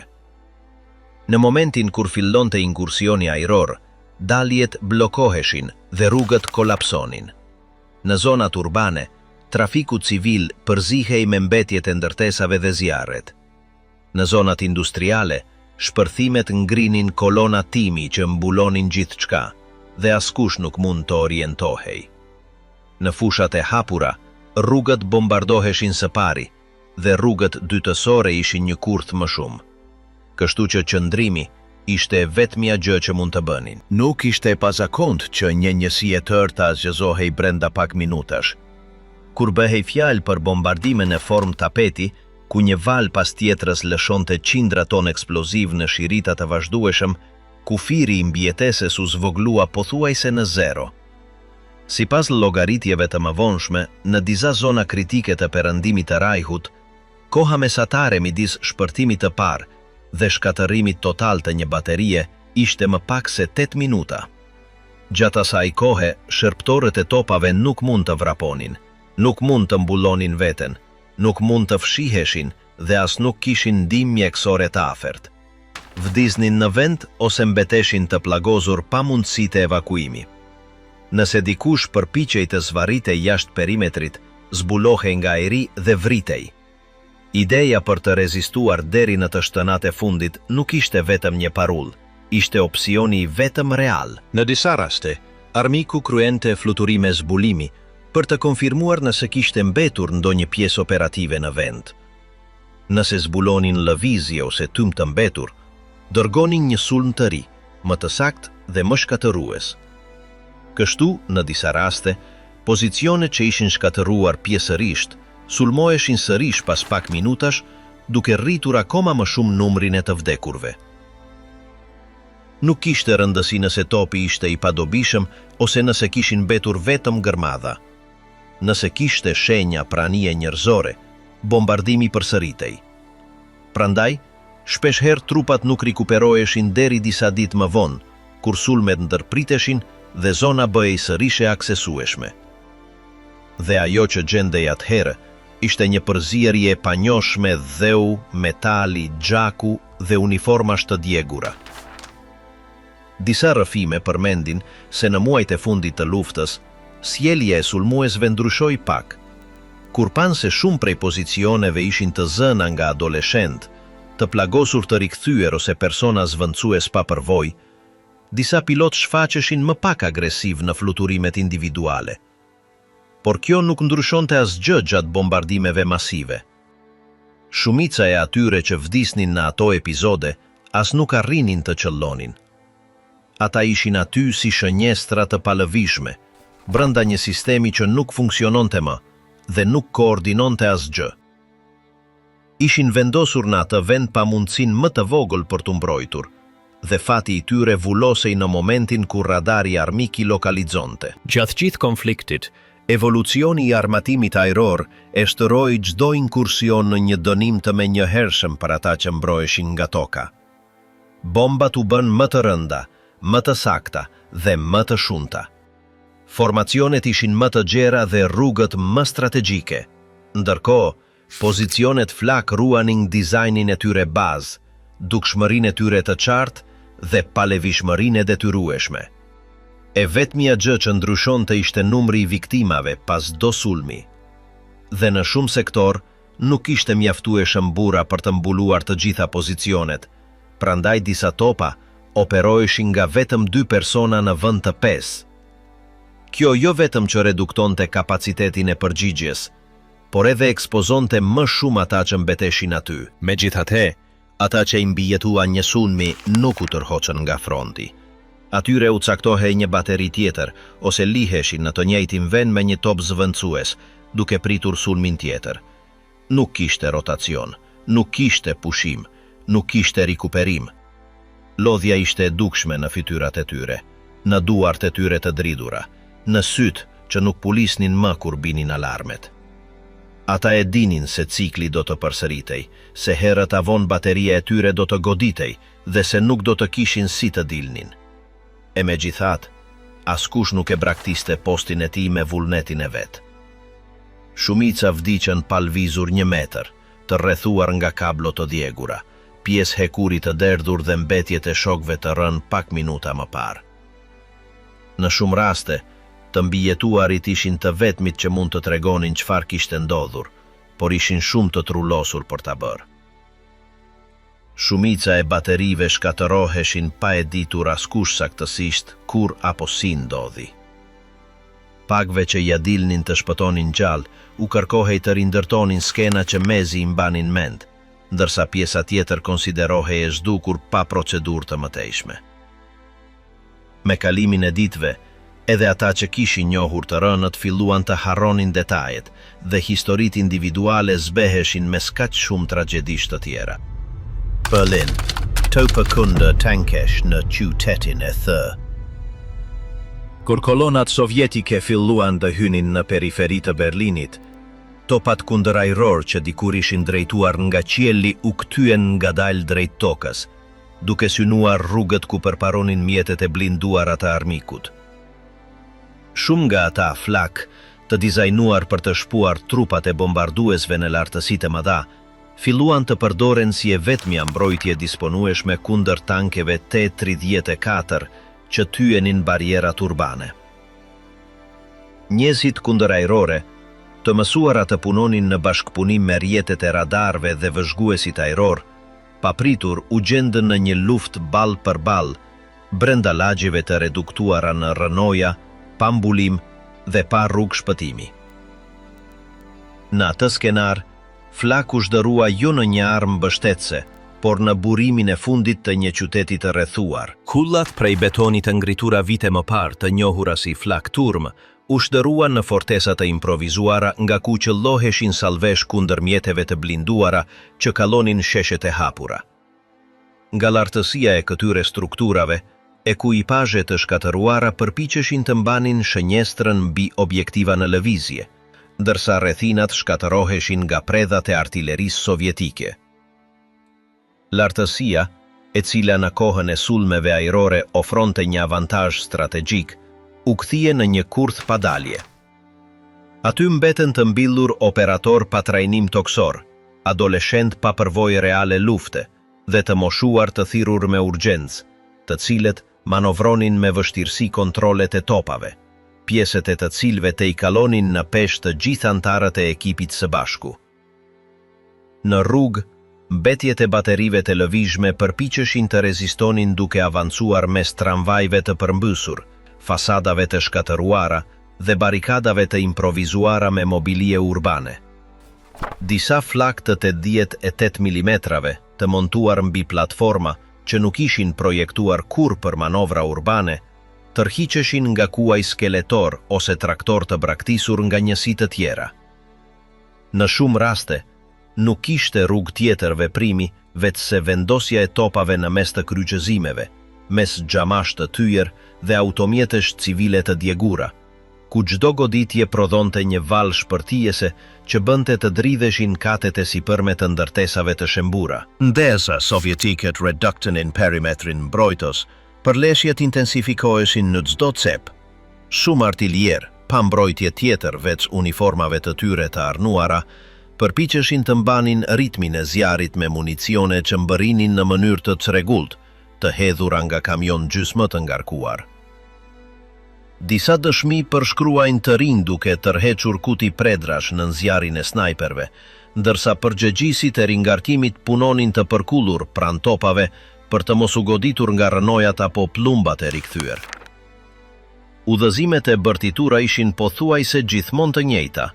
Ngarkoni, qëlloni, ndryshoni pozicion nëse ishte e mundur, ose rezistoni deri në fund nëse nuk kishte mundësi për të lëvizur. Linja e zgjarrit nuk ishte e qëndrueshme. Ndonjëherë artilierët nuk dinin nëse qëlloheshin armiqë real apo hije në tym. Kishte raste kur të njëjtët topa flak u drejtuan drejt ndërtesave të zëna nga snajperët sovjetik duke shkaktuar shembje të plota. Në momente të tjera, tentohej të ndaleshin kolona të tëra tankesh me vetëm një top funksional, i mbuluar me thasë rëre dhe i fshehur pas një grumbulli tullash të thyjera.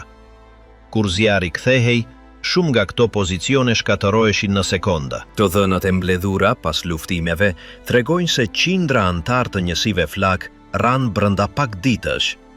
Në rrethe si Tiergarten, Moabit dhe Prenzlauer Berg, viktimat shumë fishoheshin orë pas ore. Disa batalione u fshin, fjalë për fjalë.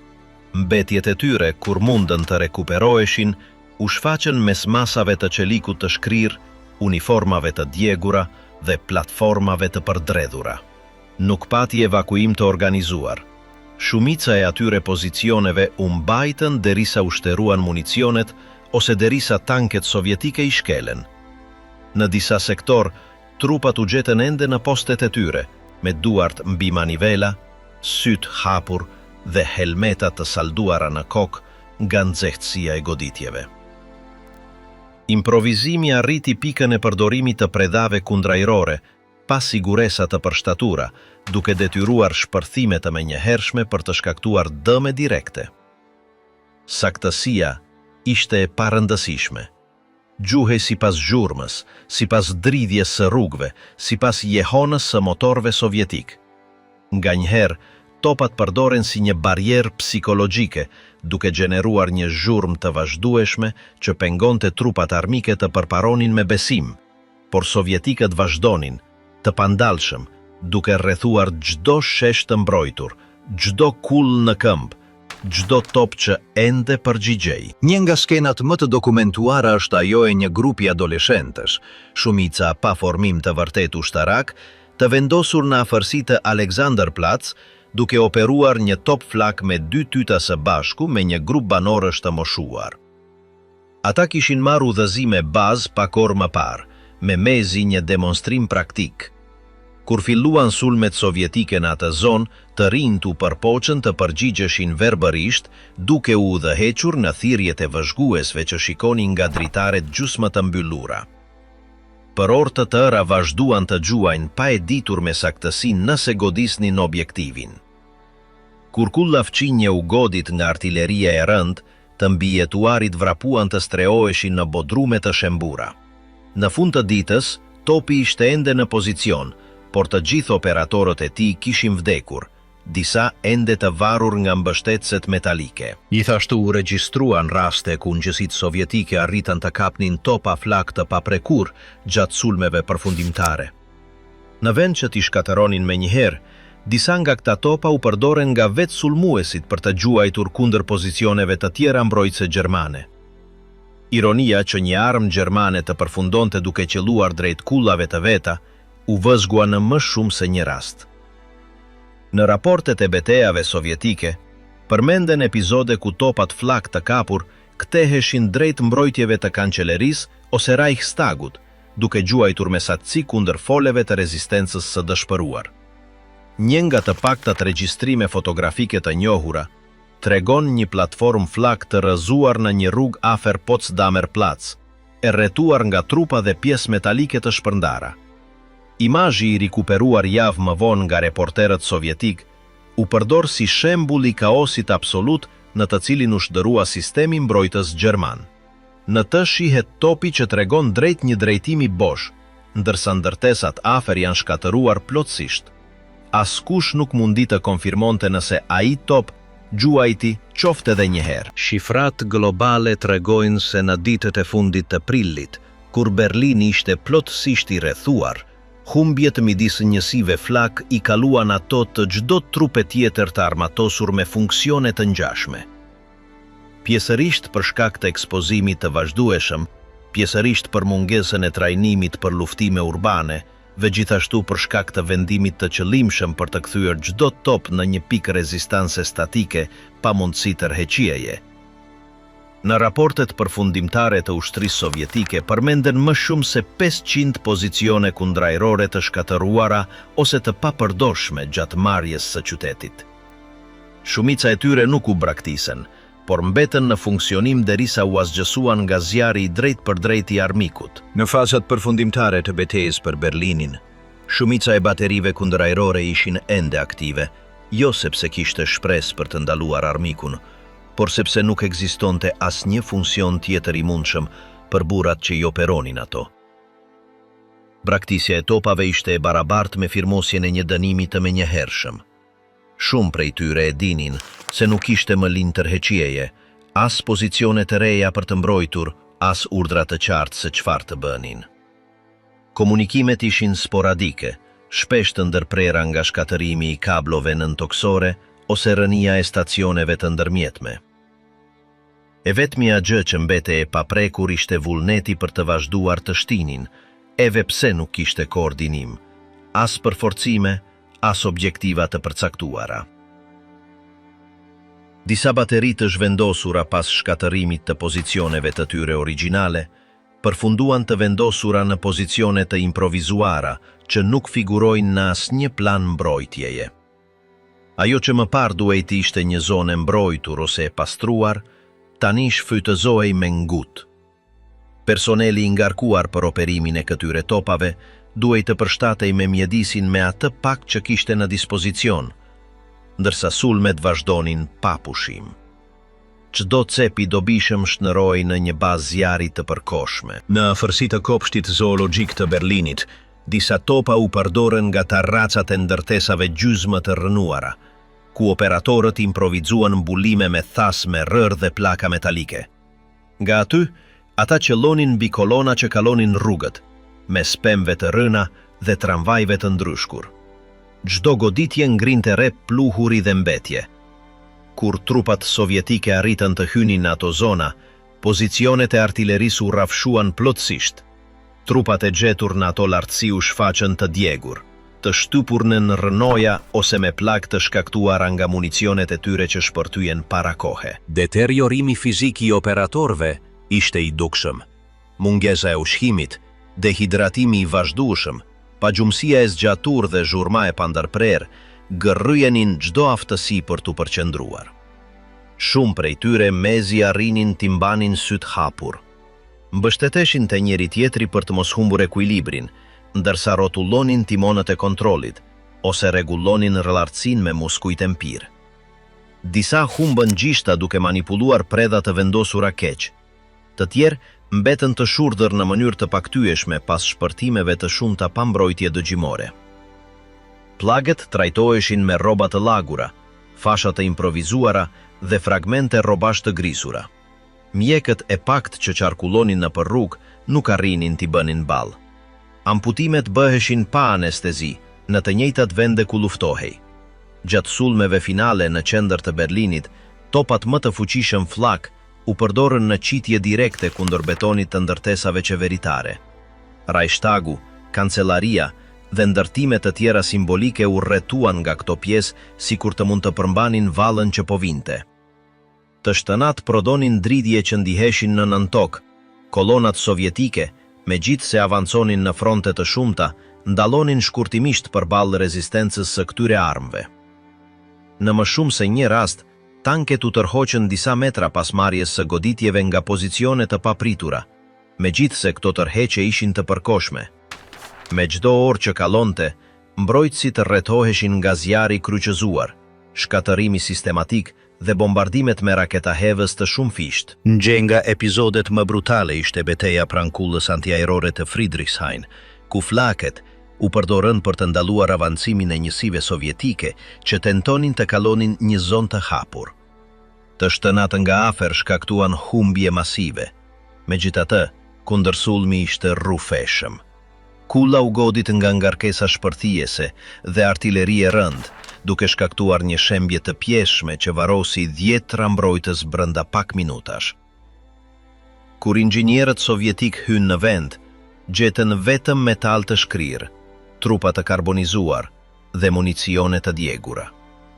Nuk pati kapje, as dorëzime, as raporte të detajuara. Gjithçka u shndërrua në gërmadha dhe heshtje. Pavarësisht kolapsit total, në disa sektora artilierët arritën t'i mbanin topat e tyre aktiv deri në ditën e fundit. Në zonën e kanalit Landwehr, një grup i izoluar operoi për më shumë se 48 ore rresht, duke gjuajtur drejt pikave në lëvizje, pa ditur nëse ishin trupa armike, automjete evakuimi apo kolonat të tyre të çorganizuara. Konfuzioni ishte total. Askush nuk jepte shpjegime. Kur më në fund u rrethuan, disa u përpoqën t'i shkatëronin topat me ngarkesa të improvizuara. Të tjerë, thjesht braktisën pozicionet dhe u fshehën mes civilëve. Shumë pak mbijetuan.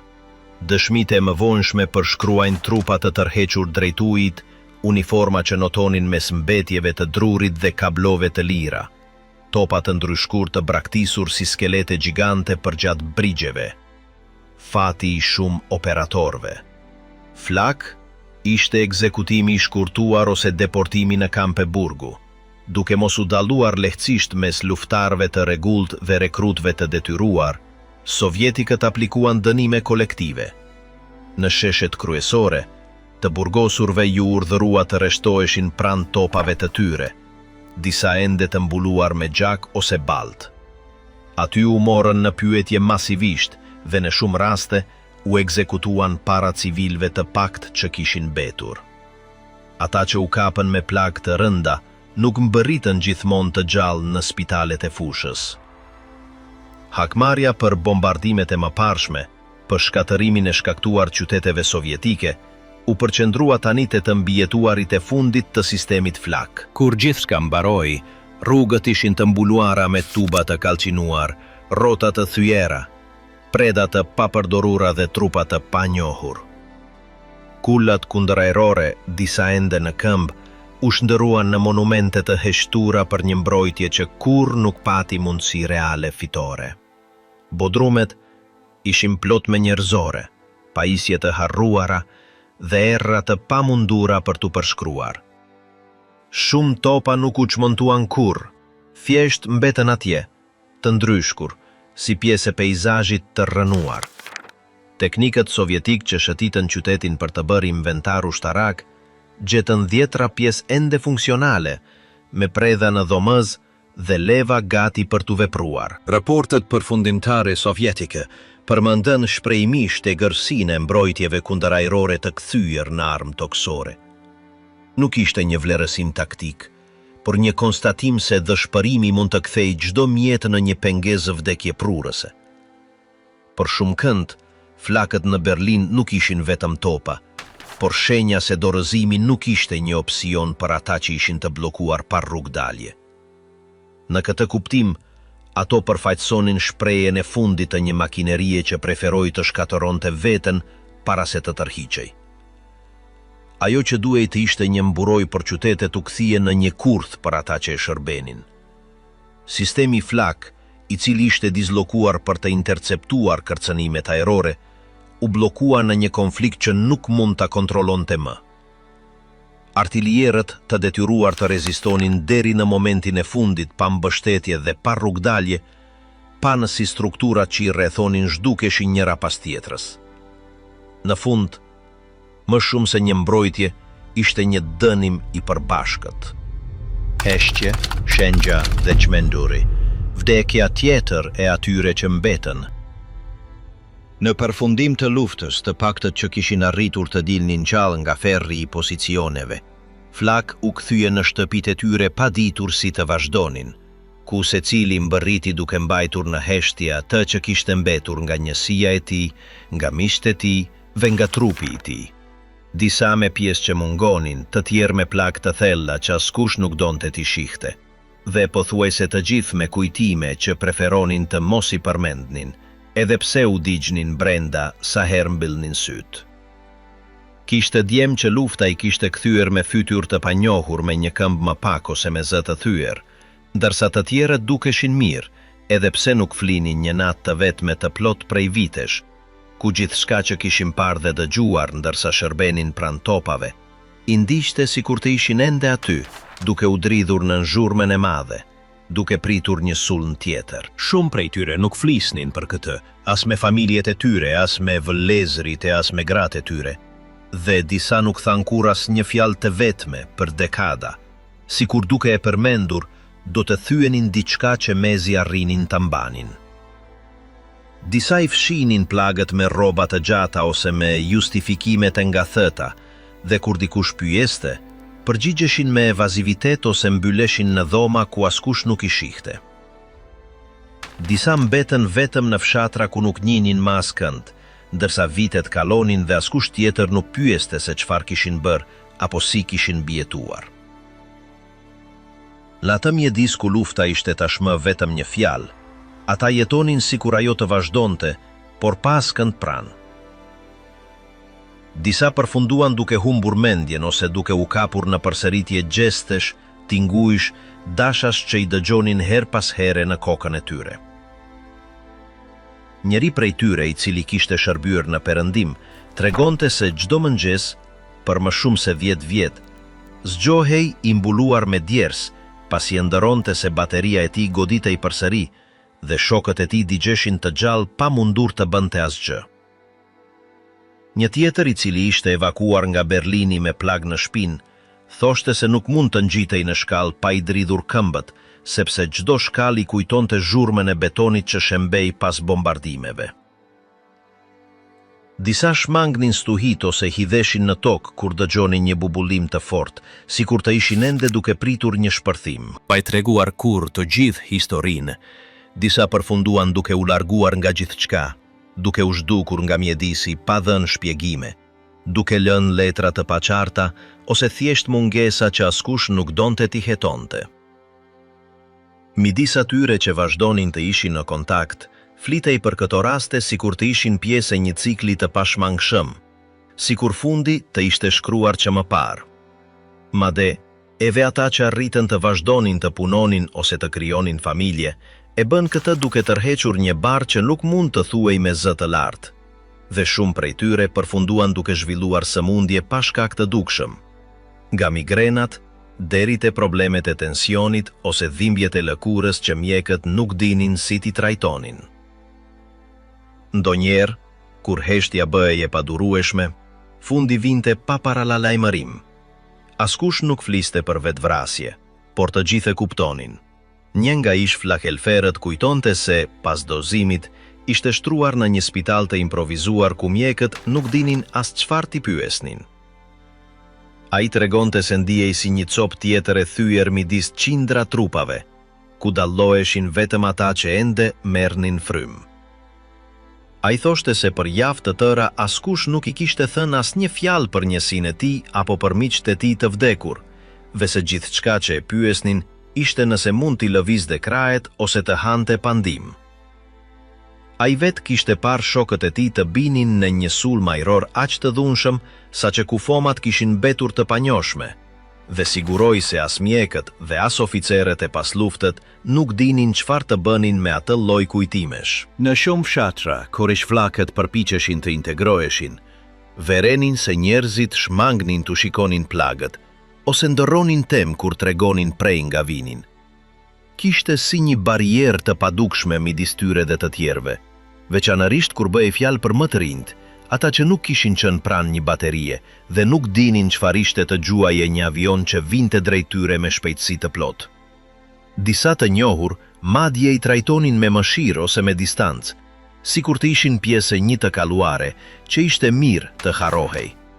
Disa u refuzuan punë për shkak se kishin kaluar shumë kohë në front, dhe të tjerët duhej ta fshihnin atë pjesë të historisë së tyre për të mos u trajtuar si të rrezikshëm ose si dikush me probleme mendore. Një nga rrëfimet e mbledhura në vitet e mëvonshme fliste për një të ri që kishte shërbyer në një njësi në veri dhe që pas kthimit në qytetin e tij të lindjes u prit nga nena e tij me lot dhe nga fqinjët e tij me siklet.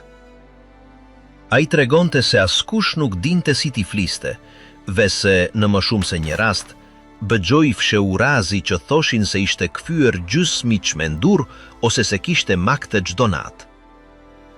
Ai vetë thoshte se për vite të tëra shmangu të tregonte çfarë kishte ndodhur me shokët e tij, sepse në një rast kur e bëri, Një grua I ishte përgjigjur se kjo nuk ishte më rëndësi, dhe se të gjithë duhej të shkonin përpara. Shteti gjerman, në vitet e para, nuk u da njohje të madhe të mbijetuarve të flakut. Shumë prej tyre as nuk shfaqeshin në listat zyrtare të veteranëve, ose nuk merrnin kompensime për plagët e tyre, veçanërisht nëse nuk ishin të dukshme. Autoritetet kishin prioritetet të tjera dhe rindërtimi përparonte pa u kthyer pas, kështu që ish shërbyesit e sistemit kundrajror mbetën anash, pa medalje, pa homazhe, dhe në shumicën e rasteve, pa I pyetur askush si ishin. Disa arritën të bënin procedurat vetë për të marrë pensione të vogla, por shumica nuk kishin prova të mjaftueshme të pjesëmarrjes së tyre, ose dosjet e tyre kishin zhdukur me kaosin e fundit të luftës. Ndërsa vitet kalonin, disa u përpoqën të organizoheshin mes tyre për të mbajtur kontaktin dhe për të ndarë historitë e tyre, edhe nëse nuk ishin me zë të lartë. Disa shkruanin letra ose takoheshin në data të caktuara, jo për të kujtuar të kaluarën me krenari, por për të siguruar që të paktën mes tyre, dikush të dinte se çfarë kishte ndodhur. Në ato takime, emrat e të rënëve përsëriteshin pa nevojën e monumenteve, dhe anekdotat përziheshin me heshtje të gjata, që askush nuk I ndërpriste. Aty nuk kishte nevojë të shpjegohej se çfarë do të thoshte të shije një shok të vdiste pa mundur të arrinin, ose të përpiqeshe të flije duke ditur se të nesërmen do të ishte sërish një lloj.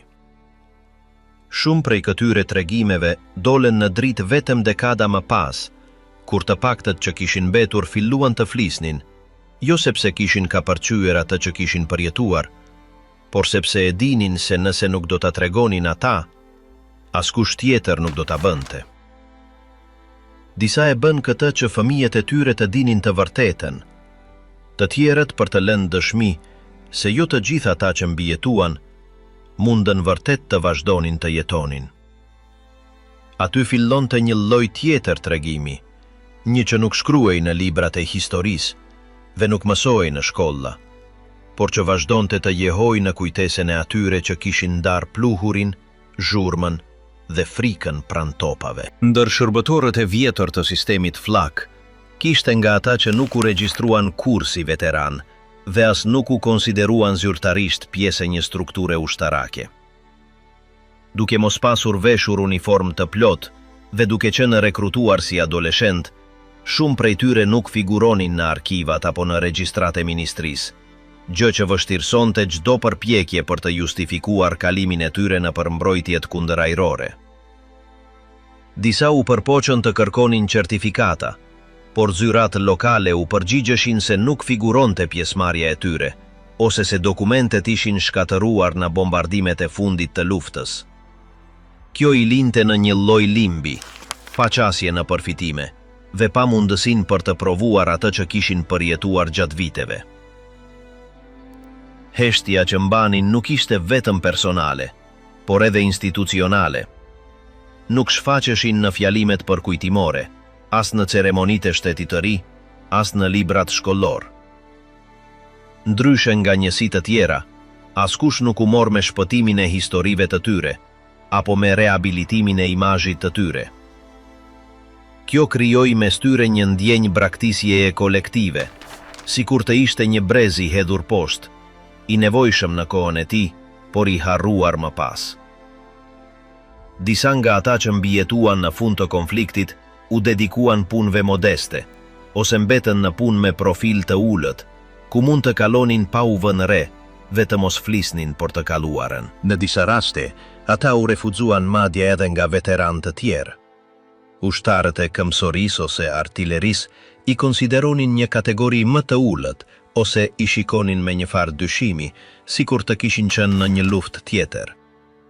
Por realiteti ishte se shumë flakhelfer kishin dëshmuar më shumë vdekje në një javë se sa ushtar të tjerë gjatë muajsh, dhe këtë e kishin bërë pa mundësin për të lëvizur, të mbrojtur mezin nga një mur I ulët ose një llogore e improvizuar. Ngurtësia e shërbimit, zhurma e pandërprer dhe siguria e të qenit një objektiv I palëvishëm ishin kushte që nuk kuptoheshin gjithmonë jashtë atij mjedisi. Me kalimin e viteve, disa prej atyre operatorëve të vjetër filluan të shfaqnin simptoma fizike që mjekët e pas luftës nuk dinin si t'i trajtonin.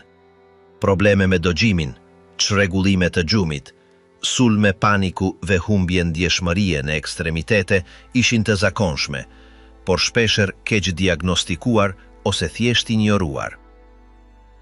Disa shkonin në konsultime mjekësore pa përmendur kur kalimin e tyre pranë topave kundërajror, gjë që e vështirësonte akoma më shumë trajtimin. Në raste të tjera, u thuaj se simptomat e tyre ishin nervore ose për shkak të stresit, pa hetuar më tej. Meqense se shumë prej tyre kishin mësuar tashmë të mos flisnin, ata i pranonin këto diagnoza pa u kundërshtuar. Koha nuk e lehtësoi atë që ishte jetuar. Për shumë, zurmat e përditshme u bën shkaktar të papritur. Shpërthimi i një dere, ropulima i një makine, zëri i mprehti një alarmi mjaftonin për të provokuar një reagim automatik alarmi. Disa mbeteshin të paralizuar, të tjerë përkullshin instinktivisht ose mbulonin veshët, siç bënin në mes të betejës. Këto lloj sjelljesh nuk kuptoheshin nga ata që i rrethonin, dhe shpesh çonin në tallje, izolim ose ndarje familjare. Disa martesa përfunduan sepse gratë nuk dinin si të silleshin me burra që zgjoheshin duke bërtitur, ose që shmangnin çdo bizet për të kaluarën. Gjithashtu ishin ata që, pas dekadash heshtjeje, u përpoqën të tregonin atë që kishin përjetuar. Disa e bën këtë përmes intervistave, të tjerë shkruan kujtimet e tyre me dorë, në flet, që më pas mbetën në kuti të ruajtura nga niprit e tyre. Disa arritën të publikonin tregjimet e tyre në revista lokale ose buletine të shoqatave të veteranëve. Në ato tekste nuk ishte lavdia po krenari, por një varr kujtimesh të fragmentuara ku mbizoteronin skenat e vdekjes, frika e vazhdueshme dhe lodhja mendore. Disa prej këtyre dëshmive përkonin në një ide. Të mbijetoje flakun nuk ishte lehtësim. Ishte fillimi një forme tjetër lufte që nuk përfundoi me dorëzimin. Në rajone të caktuara të Gjermanisë, u formuan grupe informale të Ishflakhelferve që mblidheshin pa shumë struktur, thjesht për të folur mes tyre.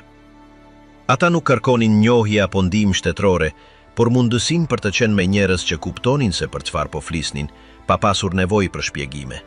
Në ato takime, disa qanin për herë të parë në dekada, të tjerë mbeteshin në heshtje, por ktheheshin çdo vit. Këto hapësira funksiononin si një valbull, ku mund të tregonin atë që kishin parë, pa u ndjerë të gjykuar apo të trajtuar si raste psikiatrike. Disa u përpoqën të rindërtonin trajektoret e tyre duke kërkuar shok njësie ose duke shkruar në arkivat ushtarake. Shumë morën përgjigje të paplota, të tjerët nuk morën kur përgjigje. Vite më vonë, familjarët e disa prej këtyre të mbijetuarve dhuruan letrat, dokumentet dhe fletoret e tyre në qendra dokumentacioni ku u ruajtën pa shumë rregull. Këto materiale sot lejojnë të kuptohet jo vetëm si ishte pjesëmarrja e tyre në sistemin e mbrojtjes, por edhe çfarë do të thoshte të jetosh me këtë pjesën tjetër të jetës së tyre. Në disa raste, dëshmit janë plot me data, emra dhe koordinata, sikur duke i lënë me shkrim, shpresonin që dikush t'i njihte të paktën në letër. Një aspekti përbashkët mes atyre të mbijetuarve ishte humbja e lidhjeve. Disa prej tyre nuk patën më miq të ngushtë dhe shumë nuk krijuan një marrëdhënie të qëndrueshme.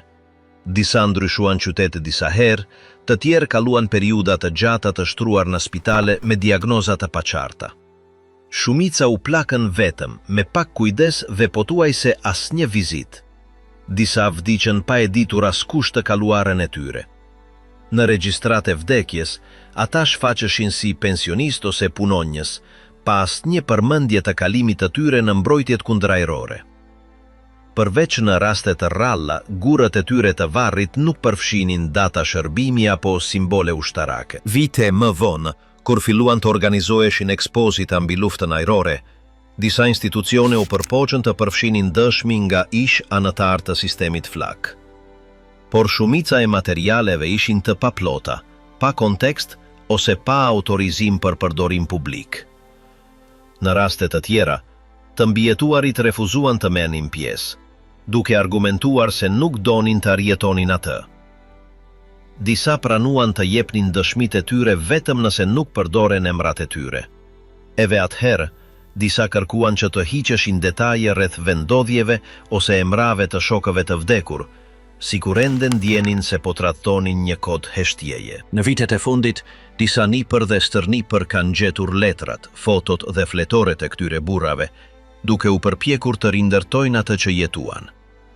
Përmes këtyre dokumenteve u kuptua se shumë shkruan për veten e tyre, jo me qëllim që të lexoheshin, por për të mos harruar emrat e atyre që kishin vdekur pranë tyre. Disa shënonin ditë për ditë sulmet e marra, turnet e rojes ose ndryshimet në personel. Këto letra, shpesh të shkruara me laps në fletore xhepi, përfaqësojnë pakun që mbeti nga qindra të rinj që nuk u nderuan kurrë. Kur të mbijetuarit e flakut filluan të vdisnin në numër më të madh, shumë pak nekrologji përmendën të kaluarën e tyre.